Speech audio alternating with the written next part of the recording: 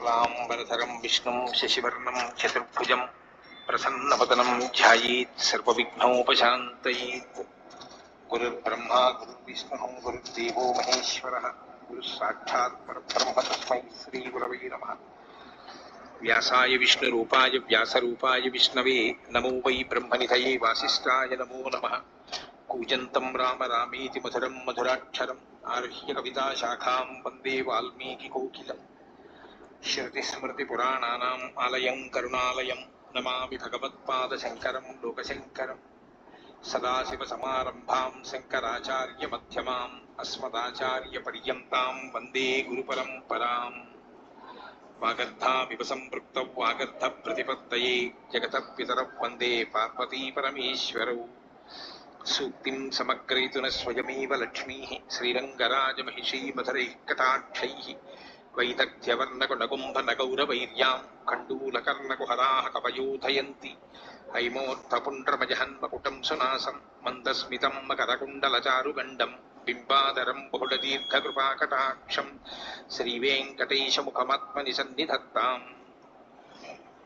मनोजवं मरुततुल्यवेगं जितेन्द्रियं बुद्धिमतां वरिष्ठं वातात्मजं वनरयूथमुख्यं श्रीरामदूतं शिरसा नमामि।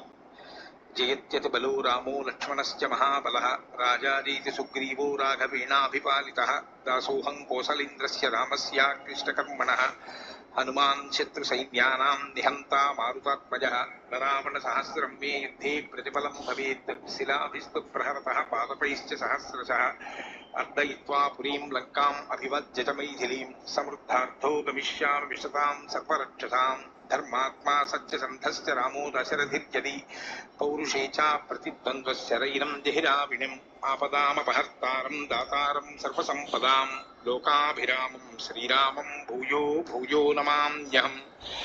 शरज्योत्सना शुद्धां शशीतजटाजूटमकुटां वरत्रासत्राणस्फटिकघटिका पुस्तककरां सकृन्नत्वा नत्वा कथमिव सतां सन्निधत्ते मधुक्षीरद्राक्षा मधुरिमधुरीणाः फणितयः।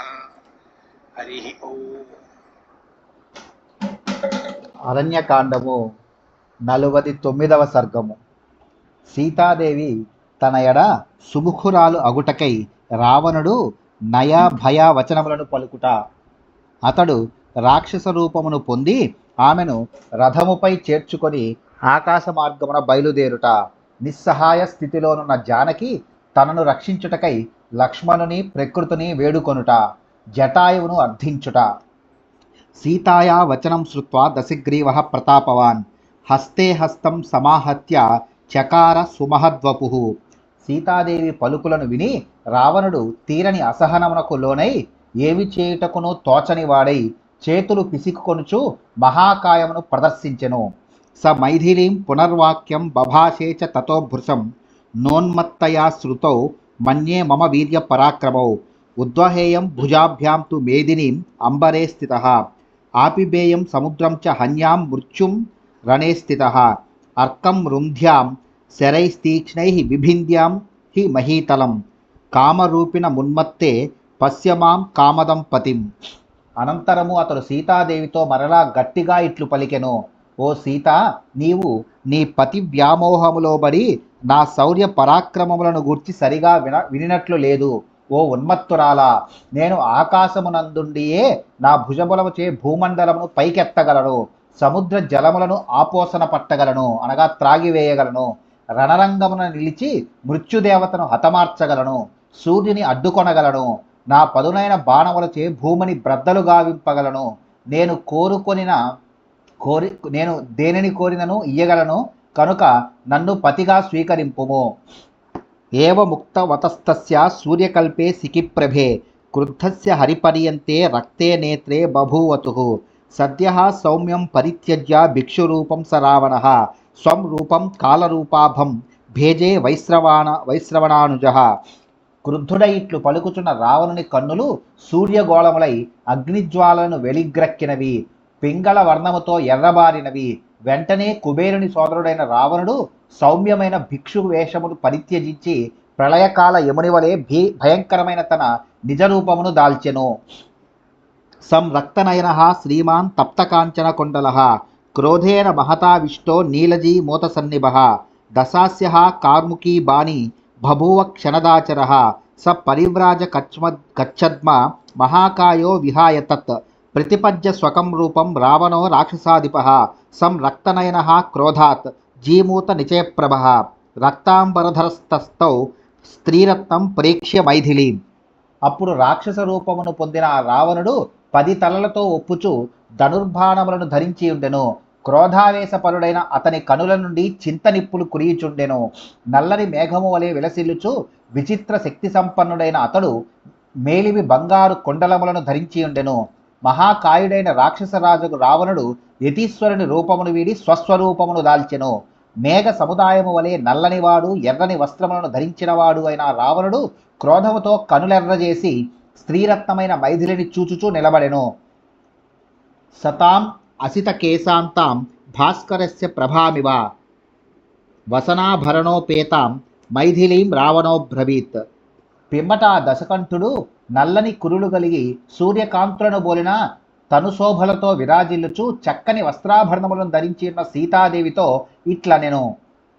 త్రిషు లోకేషు విఖ్యాతం యది భర్తారమిచ్చసి మమాశ్రయ వరారోహే తవాహం సదృశః పతిః మాం భజస్వ చిరాయత్వం అహం శ్లాఘ్యః ప్రియస్తవ నైవ చాహం క్వచిద్భద్రే కరిష్యే తవ విప్రియం త్యజ్యతాం మానుషో భావో మయి భావః ప్రణీయతాం రాజ్యాచ్యుతం అసిద్ధార్థం రామం పరిమితాయుషం కైర్గుణైరనురక్తాసి మూఢే పండితమానిని యస్త్రియా వచనాద్రాజ్యం విహాయ ససుహృజ్జనం అస్మిన్ వ్యాలానుచరితే వనే వసతి దుర్మతిః. ముల్లోకములలోనూ ఖ్యాతికెక్కిన వారిని భర్తగా కోరుకొనుచున్నచో నీవు నన్ను ఆశ్రయించుట యుక్తము. నీకు అన్ని విధములుగా తగిన భర్తను నేనే. ఓ కళ్యాణి, కలకాలము నీవు నాతోనే ఉండిపొమ్ము. నిన్ను సంతోషపరచుచు నీ ప్రశంసలను పొందదగిన వాడను నేను. నీకు నేనెన్నడూనూ అప్రియమును కలిగింపను. మనుష్యమాత్రుడైన రామునిపై వ్యామోహమును త్యజింపుము. నాయందే అనురక్తురాలవు కమ్ము. నేనే బుద్ధిమంతురాలను అని భావించుకొనిడి ఓ మూఢురాలా.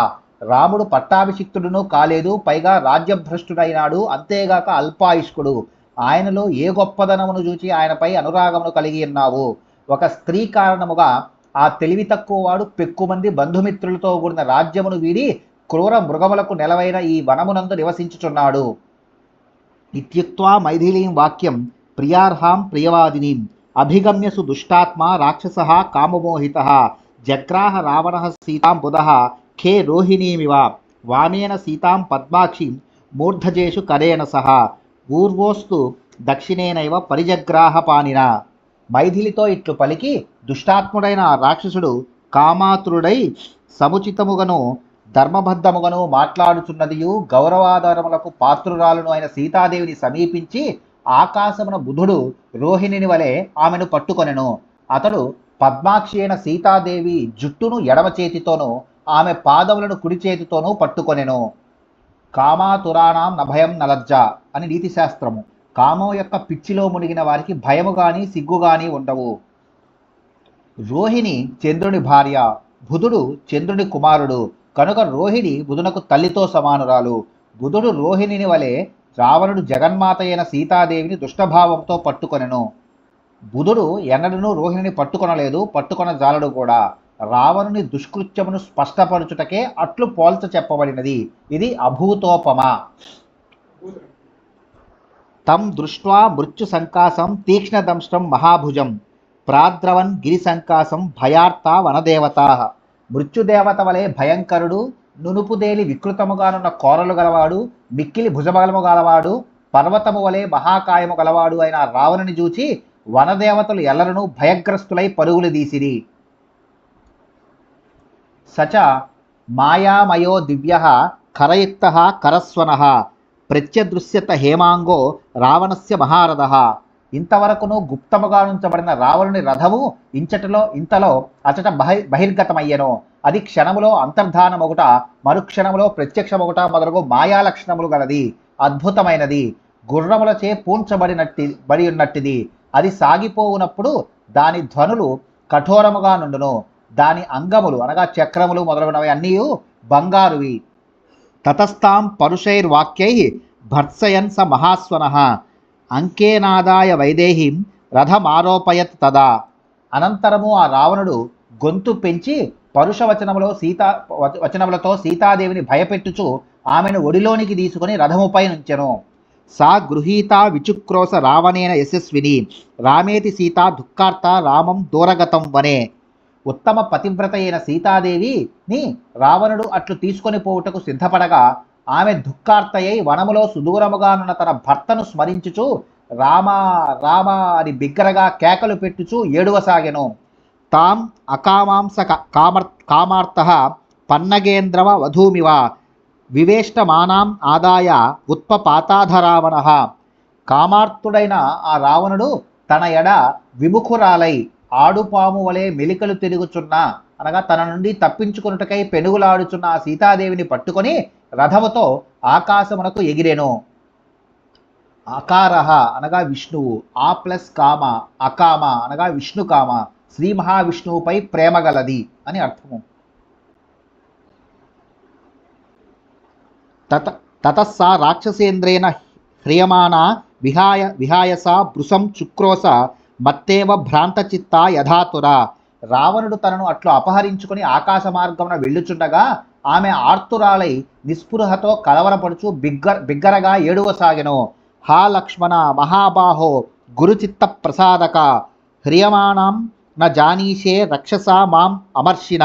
అయ్యో లక్ష్మణ, ఓ మహాబాహు, పెద్దల మనస్సులను ఎరిగి మసలుకొనువాడా, ఈ రాక్షసుడు కోపముతో అనగా ఖరాది రాక్షసులను సంహరించిన శ్రీరామునిపై వల పగతో నన్ను అపహరించుకొని పోవుచున్న విషయమును నీవు ఎరుగవా? జీవితం సుఖమర్థాంశ్చ ధర్మహేతో పరిత్యజన్ హ్రియమాణం అధర్మేణ మాం రాఘవ నపశ్యసి.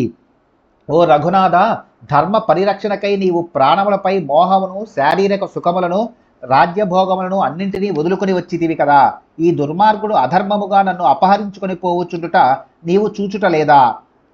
నను నామా వినీతానాం వినేతాసి పరంతప కథం ఏవం విధం పాపం నత్వం శాసి హి రావణం. ఓ పరంతప, దుర్జనులను పరిమార్చుటలో నీవు దక్షుడవని వాసికెక్కితివి, కానీ పాపాత్ముడైన ఈ రావణుని శిక్షింపక ఎందులకు ఉపేక్షించుచున్నావు? నతు సద్యో వినీతస్య దృశ్యతే కర్మణః ఫలం కాలోప్యంగీ భవత్యత్ర సస్యానామివ పక్తయే. పాపాత్ముని యొక్క దుష్కర్మల ఫలము వెంటనే కనబడదు గదా, విత్తనము నాటిన వెంటనే పంట లభింపదు గదా, దేనికైనను తగిన సమయము రావలెను. స కర్మ కృతవానేతత్ కాలోపహతచేతనః జీవితాంతకరం ఘోరం రామాద్వ్యసనమాప్నుహి. ఓ రావణ, నీవు ఆయుధీన వాడవై ప్రాణాంతకమైన ఈ ఘోర కృత్యమునకు పాల్పడుచున్నావు. నీవు ఇడుమల పాలై రాముడి చేతిలో మరణించుట తథ్యము. హంతేదానీం సకామాస్తు కైకేయీ సహబాంధవై హ్రియే యద్ధర్మకామస్య ధర్మపత్ని యశస్వినః. అయ్యో ధర్మాత్ముడైన శ్రీరాముని యొక్క ధర్మపత్నినైన నన్ను ఈ దురాత్ముడు తీసుకొని పోవచున్నాడు. ఇప్పుడు కైకేయి యొక్క ఆమె ఆత్మబంధువుల యొక్క కోరికలు నెరవేరి వారి మనసులు కుదుటబడి ఉండవచ్చును. ఆమంత్రయే జనస్థానే కర్ణికారాన్ సుపుష్పితాన్ క్షిప్రం రామాయ సంస్వధం సీతాం హరతి రావణః మాల్యవంతం శిఖిరినం వందే ప్రస్రవణం గిరిం క్షిప్రం రామాయ సంసత్వం సీతాం హరతి రావణః హంసకారండవాకీర్ణాం వందే గోదావరీం నదీం క్షిప్రం రామాయ సంసత్వం సీతాం హరతి రావణః దైవతాని చ యాన్యస్మిన్ వనే వివిధ పాదపే నమస్కరోమ్యహం తేభ్యో భర్తు సంసతమాం హృతాం.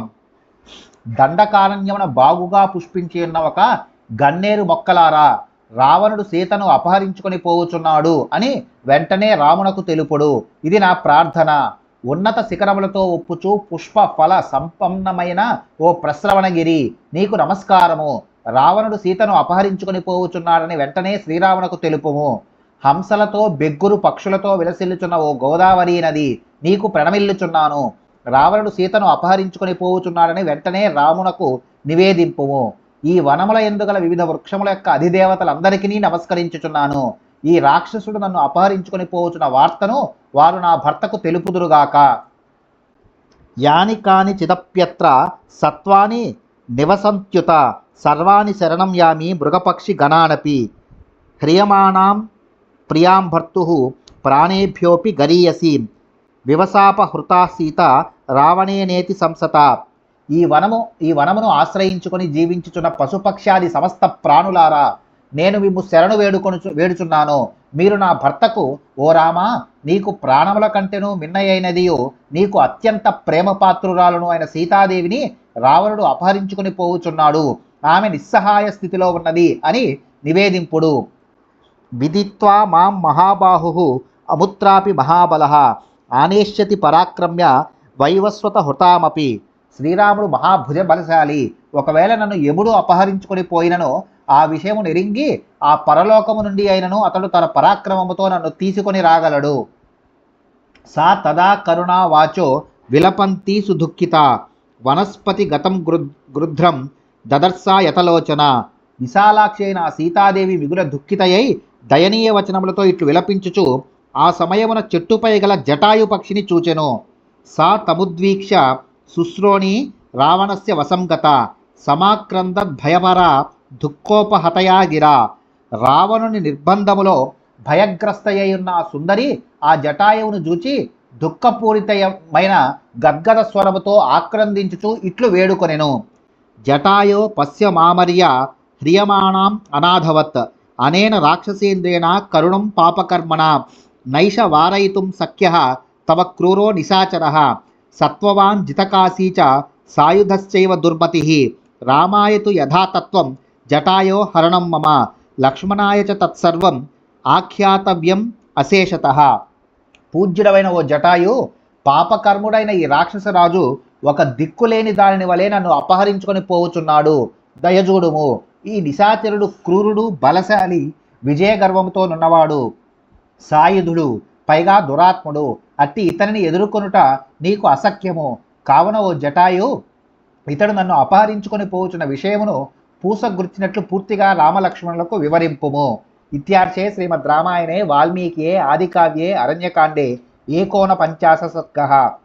వాల్మీకి మహర్షి విరచితమై ఆదికావ్యమైన శ్రీమద్ రామాయణనందరి అరణ్యకాండమునందు ఇది 49వ సర్గము.